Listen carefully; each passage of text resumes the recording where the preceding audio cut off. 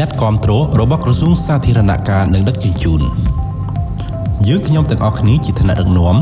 និងមន្ត្រីរាជការនៃក្រសួងសាធារណការនិងដឹកជញ្ជូនសូមប្រកាសគាំទ្រយ៉ាងពេញទំហឹងចំពោះការសម្រេចចិត្តដ៏មុតមាំ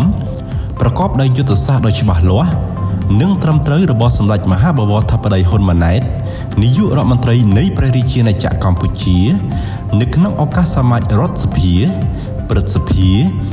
នាថ្ងៃច័ន្ទទី2ខែមិថុនាឆ្នាំ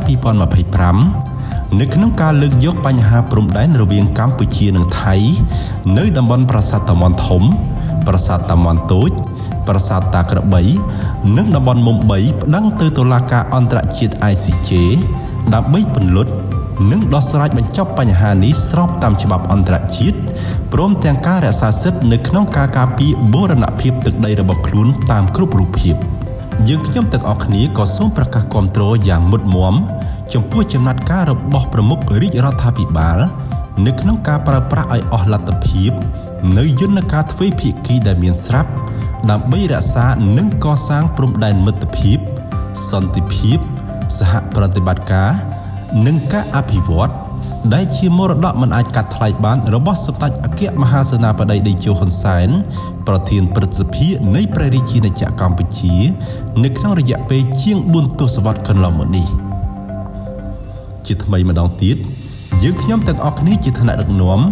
និងមន្ត្រីរាជការនៃក្រសួងសាធារណការនិងដឹកជញ្ជូនសូមប្រកាសគាំទ្រ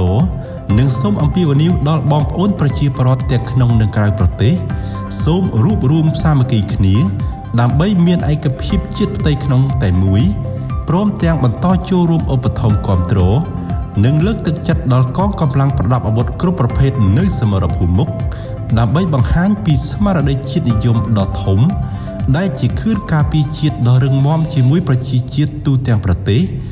និងដើម្បីធានាថាកម្ពុជាអាចបន្តរក្សាបាននូវសុខសន្តិភាព